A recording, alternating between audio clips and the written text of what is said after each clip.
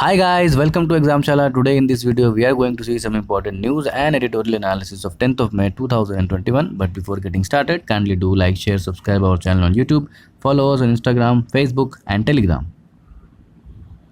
So the first news is from Chinese rocket Long March 5B.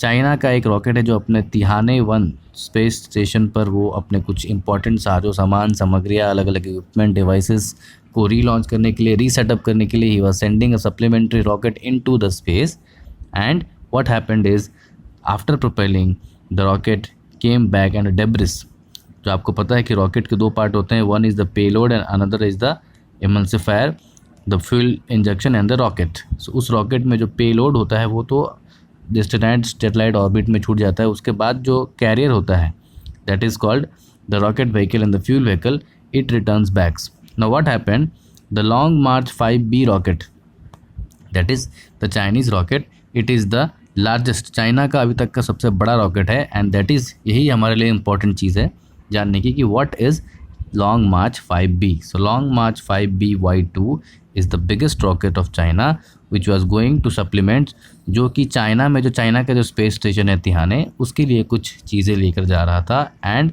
जब वो अपना payload rocket का जो मेन पार्ट है, जो पार्ट को सब स्टेशन पे छोड़ने के बाद बाकी का part that is called debris, टुकड़े, वो कंट्रोल्ड नहीं हुआ और वो अनकंट्रोल्ड होकर कहीं भी गिर सकता था and luckily it went into the Indian Ocean in the west of Maldives. So what is important for our point of view is two things. One, what is Long March 5B, and second, its debris fell near the west coast of Maldives. होता क्या है normal case में, जो एक rocket होता है, rocket में होता है एक उसका पेलोड यानी वो काम की चीज़ जिसको हमको सैटेलाइट में भेजना है, और बाकी जो होता है उसका कैरियर। उस कैरियर में अलग अलग लेयर्स के फ्यूल होते हैं, पहला हाइड्रोजन फ्यूल होता है, फिर ऑक्सीजन फ्यूल होता है और एक क्रायोजेनिक फ्यूल होता है। तो इन तरह के फ्यूल अलग अलग टाइम पे अलग अलग बर्स्ट करते हैं एंड दैट होल मशीनरी और the whole combined device is called rocket. But the only thing of the rocket is to take that device into a out of the gravity of the earth and put it into a orbit of the earth. Now what happens is, normally अलग अलग cases में क्या होता है कि वो जब चीज़ें पहुंचाने के बाद रॉकेट जो है वो एक डेस्टाइंड पाथ पर गिरता है, वो कंट्रोल तरीके से गिरता है। लेकिन चाइना में ये क्या हुआ कि वो अनकंट्रोल्ड हो गया, उससे कम्युनिकेशन टूट गया और वो कहीं भी गिर सकता था। और इसीलिए नासा ने उसको क्रिटिसाइज़ किया है और बताया कि भाई इस तरह की जो चालू टेक्नोलॉजी आप लोग यूज़ कर रहे हैं, यू आर हैम्परिंग, ये कहीं भी गिर सकता है, किसी को भी नुकसान कर सकता है, किसी और सैटेलाइट से टकरा सकता है, it can do anything and that is why it was being criticised by NASA. So two things were important. One is it was China and the name is Long March 5BY2, which is the largest rocket or the biggest rocket in China. Second news is again a political or socio-political news, that is Sadiq Khan. So London के दूसरे बार, so सबसे पहले तो he is the first Muslim person to be elected as a mayor in the European world. पूरे Europe में एक कोई मुस्लिम व्यक्ति जो वहाँ का मेयर, ठीक है, किसी यहाँ जैसे सूरत की म्यूनसिपैलिटी कॉर्पोरेशन का जो मेयर होता है, तो वहीं लंदन का ये सेकंड टाइम पे मेयर इलेक्ट हुए हैं. He is originally from Pakistan, so he is a Pakistani migrant, Sadiq Khan, जिनके विचार भारत के बारे में कभी भी अच्छे नहीं रहे, जाहिर सी बात है, because he is Pakistani. But what is important to know is that Sadiq Khan has been re elected and he is the first Muslim to head a major western capital. ठीक है, तो कोई बड़े वेस्टर्न कैपिटल सिटी को हेड करने वाले, he is the only and the first Muslim person. So this is what is important that we need to know about it. Second important news is about the 80% jump in our export data. No you know, पिछले 1 month से there been all fill of negative news of Covid and Covid related deaths, oxygen shortage, remdesivir shortage and etcetera. But in that there is some positive news, and that positive news is our exports are rising irrespective of the pandemic is increasing in India. Bharat में महामारी बढ़ रही है, लेकिन जो economic front पे we are doing well in comparison to the last year and our export has risen to 80%. यानी कि लास्ट ईयर मई 2020 में जितना भी एक्सपोर्ट था उससे हमारा 80% ज़्यादा इस साल ग्रोथ हुआ है. तो that is good for India's economy. And जो हमारा टोटल एक्सपोर्ट है that is $7 billion. So that is important.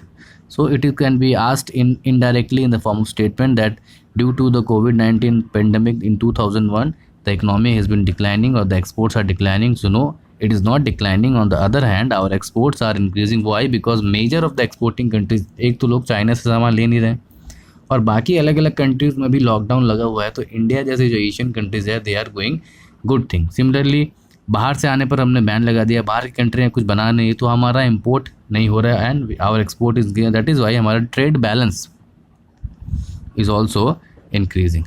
ठीक है. So this is good news for economy. Another good news for economy is national asset restructuring company, that is was the indirect name of bad banks. Bad banks का discussion हमने already previous years के video में किया हुआ है in the video of April and March section. What are bad banks, एक बार फिर से देख लेते हैं. बैड बैंक्स आर, जैसे कि आपको पता है कि बहुत सारे बैंक में कुछ NPAs होते हैं, नॉन परफॉर्मिंग एसेट्स. ऐसे लोन, ऐसे व्यक्ति, ऐसे अकाउंट जिन पर लोन लिया जाता है और 180 यानी 3 महीने तक वो उसका इंटरेस्ट नहीं चुका पाते हैं एंड देन वहाँ से वो स्टार्ट हो जाता है. They are called non performing asset, यानी इस तरह का लोन जिसका पैसा वापस नहीं आने वाला. तो ऐसे बहुत बैंकों के पास बहुत सारे लोन होते हैं. अब इससे नुकसान ये होता है कि बैंकों का अगर ज़्यादा पैसा NPA हो जाएगा तो उनकी जो लोन देने की कैपेसिटी वो धीरे धीरे कम हो जाएगी, उनका जो बैलेंस शीट है वो बिगड़ता जाता है. और रिज़र्व बैंक ने ये कहा है कि भैया हर बैंक को कि आपको 9 से लेकर 10% के बीच में आपको अपना कैपिटल एडिक्वेसी रेशियो बनाकर रखना है. यानी कि आप जितना पैसा लोन दे रहे हैं उस पैसे का 9 से लेकर 10% तक आपके पास हमेशा कैश होना चाहिए. तो ये सारा पैसा जो अगर आप लोन में घुमाते रहेंगे और वो NPA बनता जाता है तो उस बैंक के अकाउंट के लिए प्रॉब्लम हो जाती है एंड दैट इज़ वाई उसके बैलेंस शीट में प्रॉब्लम हो जाती है. बैंकों का घाटा बढ़ता जाता है और फिर बैंकों को अलग से पैसा मिलता नहीं, उनकी रेटिंग कम होने लगती है. उन घाटों से बचने के लिए फिर बैंक आगे और लोन नहीं दे पाती हैं क्योंकि उनका ऑलरेडी पैसा डूबा हुआ है. तो जो बैंक का जो बेसिक काम है किसी इकोनॉमी में लोन देने का, वो काम वो सक्सेसफुल नहीं कर पा रही हैं बिकॉज ऑफ द NPA. तो व्हाट हैज़ बीन डिसाइडेड कि एक इस तरह का बैंक बनाया जाए जिसका नाम हो बैड बैंक, और वो बैंक हर बैंक के ऐसे NPAs को ख़रीद ले. सपोज़ करिए कि किसी एक बैंक ने किसी एक व्यक्ति को 10 लाख रुपए का लोन दिया है and he is not able to pay that loan. तो ये बैड बैंक क्या करेंगी कि ये NPA हो गया तो बोलेंगे देखो भाई 10 लाख का लोन है, तुमको तो वैसे भी नहीं मिल रहा है, तुम एक काम करो हमको ये 8 लाख में बेच दो और फिर इससे जो कैसे वसूली करना है वो मैं देखती हूँ. तो इंस्टेड ऑफ कि पहले जो उसका 10 लाख का नुकसान हो रहा था वो अब क्या होगा, 8 लाख उसको मिल जाएंगे तो उसका नुकसान तो 2 लाख का ही होगा. सो उसके पास अगर पैसा आएगा बैंक के पास तो बैंक फिर से उसको और मार्केट में घुमा सकते हैं, तो इकोनॉमी चलती जाएगी क्योंकि बैंकों का बेसिक काम होता है इकोनॉमी को मेंटेन कराना, इकोनॉमी में पैसे देना. तो capital flow in the market is done by the bankers and वो बैड बैंक जो 10 लाख का NPA खरीद लेगी फिर वसूली करने का काम उस बैड बैंक का रहेगा. और बैड बैंक इनिशियली कैसे सेटअप करेंगे, तो इनिशियली उसको एक पब्लिक प्राइवेट फोरम से बनाकर या कोई फंड इशू करके या गवर्नमेंट ऑफ बैंक द्वारा, सरकार द्वारा, रिजर्व बैंक द्वारा अलग अलग सोर्सेज से पैसे जारी करके या सरकार इसको अलग से एक बॉन्ड या सिक्योरिटी जारी करके कुछ पैसे अपने से कलेक्ट करके मार्केट में कुछ इश्यूज़ कुछ सिक्योरिटीज़ जारी करके मार्केट में कुछ बॉन्ड जारी करके सरकार पैसे जमा करती है और उस जमा करने के बाद एक बैड बैंक बनाती है. तो ये जो है बजट 2021-22 में this years budget in 2021 and 22 Nirmala Sitharaman devised of a bad bank जिसका नाम दिया गया है national asset restructuring company, it is NARC को बनाने की प्रक्रिया जो है वो अगले मंथ से शुरू हो जाएगी और वो ऑपरेशनल हो जाएगा. उसके लिए पैसे कहाँ से जुटाती है सरकार, तो सरकार मार्केट में एक बॉन्ड इशू करती है और उस बॉन्ड के बदले से पैसा कलेक्ट करती है और उस पैसों कलेक्ट करके बैड बैंक्स को देती है. बैड बैंक बदले में क्या करते हैं कि जो अलग अलग बैंकों के NPA को ख़रीद लेते हैं कम दाम में और फिर उनको जो पैसा वसूल करने का ड्यूटी जो है वो NPA से पैसा कैसे निकालना है वो काम होता है बैड बैंक का, ना कि मेन बैंक का. मेन बैंक का जो पैसा अलग से भी खर्च होता था कि पैसा वसूली करना है, एजेंट को भेजो, वहाँ खर्चा, travelling charge, dispersion charge, this that and all. So पैसा वसूली कराने को जोड़कर और खर्च हो जाते थे. तो bankers were getting losses in collecting NPAs as well as maintaining the NPAs. So this burden is being going to bad banks. But bad bank बना दिया ने कोई सोल्यूशन नहीं है, it is a temporary solution क्योंकि bad bank को भी वो पैसा वापस मिलना चाहिए. सो द फॉर्मूला इज़ कि if bad bank should also be able to take back that 8 lakh, जो 8 लाख में जो उन्होंने लोन लिया है 10 लाख का लोन, तो उनको भी 8 लाख, 8,50,000, 9 लाख तक के आसपास की रिकवरी होगी, तभी वो फायदे में रहेगा। अदरवाइज बैड बैंक, बहुत सारे बैड बैंक बन जाएंगे तो नुकसान, प्रॉब्लम तो ही रहेगी। इट विल जस्ट शिफ्ट की एक जगह से जाकर दूसरी जगह चले जाएगी, the problem will be the same. And that is why government is dealing hardly कि जब अगर पैसा नहीं हो तो फिर लिक्विडेशन, जैसे कोई बड़ी कंपनी के पास पैसा नहीं है तो उसको कंपनी को बेच के, उनके शेयर्स बेच के, उनके मालिक की अलग प्रॉपर्टी जब्त करके, इस तरह की कानूनी शक्तियाँ भी उन बैड बैंक्स को देने का विचार सरकार कर रही है। सो ये जो बैड बैंक है जिसको कहते हैं NARC is going to be established from the next month. Other details will be discussed in the economic classes. You might have heard or studied in the Ramesh Singh book. You can go through it and you can find it. Second is also a good news in regarding the economic front of view कि power consumption जो है recently last year May 2020 के comparison में this year May 2021-22 में it has increased to 25%, that is almost 1/4. And now this shows that power is increasing because of two reasons. One is the economic reason, क्योंकि इस year comparatively lockdown लग गया था तो सारे industries बंद हो गए थे, तो power consumption was low. But आज के टाइम में मई 2020 के कंपैरिजन में मई 2021 में there has been no lockdown and that is why the economy is working. So this is an indicator. ये क्या इंडिकेट करता है? It indicates that economy is working, industries are working, and at the same time another indicator is 80% increase in the export ratio. So when you are going to write answers or when you are going to get such type of questions about the economy, there are 2 points to analyze. First point to analyze is that there has been increase in the export, and how it can be seen, because there has been increase in the power consumption. So if there is increase in the power consumption, that power consumption will be done by the industries, and if industries are consuming more and more power, they are producing more and more products. And if they are producing more and more products, the consumption is increasing both at the import and the export level, and then similarly the exports are also increasing. So how things are linked with an economy, this is the whole cycle. It can be understood by the inferences of the data that come together. Now one of the very important point in the editorial sector is the black fungus in the COVID patient, which is also called the mucormycosis. What is mucormycosis? Recently, it has been seen in many of the patients or many patients recovering from the COVID situations who are mostly on the ventilator or the oxygen support, that they are developing a special kind of a fungal disease whose name is mucormycosis, जिसको हम black fungus भी कहते हैं। ये black fungus क्या है उसके बारे में एक डिटेल ले लेते हैं। So black fungus is a rare but a serious fungal infection. So normally the two things, first it is rare and it is a fungal infection. So what can be asked in MCQ purposes? MCQ कैसे बना सकते हैं इससे कि it is a very frequent and a very bacterial infection. So no, it is not bacterial. First thing is it is fungal. Second is very rare, बहुत कम होता है। Normally उन व्यक्तियों को होता है जिनकी इम्यूनिटी कम हो, या जो हाल ही में कोई किसी बड़ी बीमारी से लड़के आ रहे हो, जिससे क्या होता है कि उनकी इम्यूनिटी जो है फाइट करते करते कम हो जाती है, कमज़ोर हो जाती है, या फिर they have been in a vegetative state, that is in the ventilator states और the oxygen state and in long time in the hospitals. उससे क्या होता है कि देयर हैज़ बीन चेंज, जो विटामिन डी है बॉडी में वो नहीं मिलता है, change in the local environment में वो नहीं होते हैं, they are completely in the mechanical environment of the ICU and mechanical environments, and इस तरह के फंगस जो है इन रीजन्स में ज़्यादा एक्टिव हो जाते हैं, and especially in the cases where they are been put into the ventilators because of their artificial respiration technique, and the fungus in those devices, in those regions, develops in the person, in the body and harms. So this is often manifests in the skin. तो क्या होता है कि पहले तो वो skin में होता है, in the dorsal part means the internal part of the skin.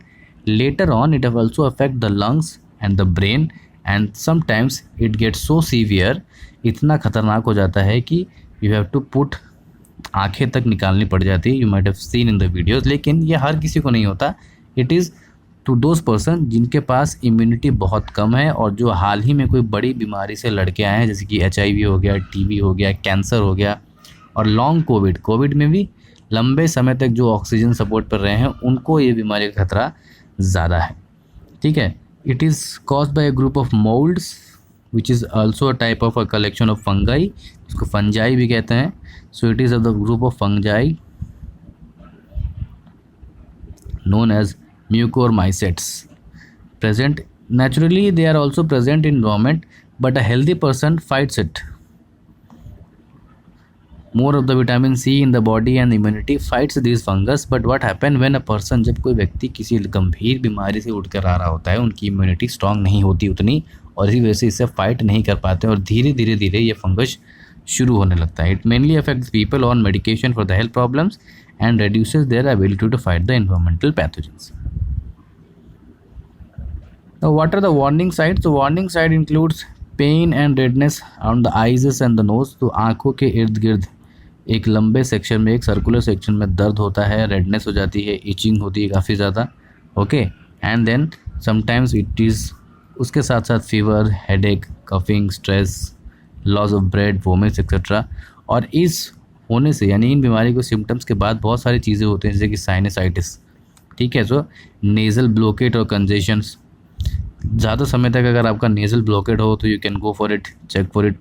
Black things discoloration, loosening of teeth, jaw involvement, double vision. ठीक है, डिफ़िकल्टी इन विजन, थ्रोम्बोसाइसिस, खून के थक्के जमना, स्किन लीजन, ये इसके तरह के सिम्टम्स होते हैं. उसके और भी सिम्टम्स हैं. Okay, so pain and redness in the eyes, fever, headache, coughing. And who was a person vulnerable? किन व्यक्तियों को ये बीमारी हो सकती है? So those persons who already have किसी लंबी बीमारी से जो उठ कर आए हैं, या फिर उनको ऑलरेडी पहले से कोई ऐसी बीमारी है जो इम्यूनिटी पे हार्म करती है, जैसे कि कैंसर, उनका कोई कीमोथेरेपी चल रहा हो, लंबे समय पर they are being into ventilators, या फिर कोई वेजिटेटिव स्टेट में हो, कैंसर हो, HIV पेशेंट हो, लॉन्ग कोविड हो, लॉन्ग निमोनिया हो, हीमोफीलिया हो, जेनेटिक डिजीज़ हो, इन व्यक्तियों को ये ज़्यादा असर करता है. नॉर्मल व्यक्ति की इम्यूनिटी अच्छी होती है कि इस तरह के फंगस से हट सकते हैं. दूसरा कि जो ओपन इन्वायरमेंट में रहते हैं उनके लिए ये जो बीमारी है, the fungal disease not that prominent. हाँ, जो किसी क्लोज इन्वायरमेंट में बहुत जगह से एक ही जगह पर हैं और वहाँ के जो उनके वाइटल ऑर्गन्स का सपोर्ट किसी दूसरे मैकेनिकल ऑर्गन जो वेंटिलेटर पे होता है, जो आर्टिफिशियल रेस्पिरेशन दी जाती है, एंड जो हमारा ओरिजिनल ऑर्गन है वो उसको एक तरह से आइडल रख दिया जाता है. तो जो खाली पड़ा ऑर्गन है, that develops fungus inside it and that is causing the black fungus, that is called mucormycosis. ठीक है, prevention is just use of the mask. In COVID time पे तो use of mask, exchange of air, lot of vitamin D, good amount of hydrations, covering. So normally जो fungus disease है it comes from the skin. तो पहले ये skin से फैलता है, बाद में it covers the vital parts of the internal skin. So if we are able to cover our skin and wash it properly, there is a very less chance to get diagnosed. Treatment के लिए अभी कुछ खास prescription नहीं है कि it is basically treated on the anti fungal medicines. जैसे कि वायरस को एंटी वायरल मेडिसिन से ट्रीट करते हैं, इट इज़ ट्रीटेड बाय, अगर अर्लीली डिटेक्ट हो गया then it is treated by anti fungal medicine. कुछ केसेस में सर्जरी होती है, और नहीं तो जो अपर जॉ को निकालना पड़ता है. और जब सीवियर, बहुत सीवियर, यानी कि 0.001% में there has been a case of removal of eye. But चिंता की बात यह है कि राजकोट डिस्ट्रिक्ट में 90 के आसपास ऐसे केस आए हैं जिसे ब्लैक फंगस से रिलेटेडली जोड़कर देखा जा रहा है. Now that is a very going to be challenge for the Indian society to deal with and to cope up with this medical condition, because COVID is also increasing. A lot of hospital stress is there. Many people are on the oxygen support, many people are on the ventilator support. And if this kind of fungal, because ये जो fungal, bacterial, viral disease होते हैं, they have the ability to mutate and then spread rapidly. So the government needs to block the chain, to make it a proper advisory and to spread also, because ये बहुत ही heinous disease है. And if it can exploit the limited and short, जो शरीर के बहुत ही सूक्ष्म और जो क्षणिक सेंसिटिव ऑर्गन्स को हार्म करता है, that is upper jaw, teeths, inside the nasal area, the eye frame areas. And government needs to clear a guidelines against them and to fight against it. This was all for today's video. Till now you are requested to stay home, stay safe, wear your mask correctly, get vaccinated, and take care of your family members and society if you can. So till now, that was it. We will see you in the next video. Jai Hind.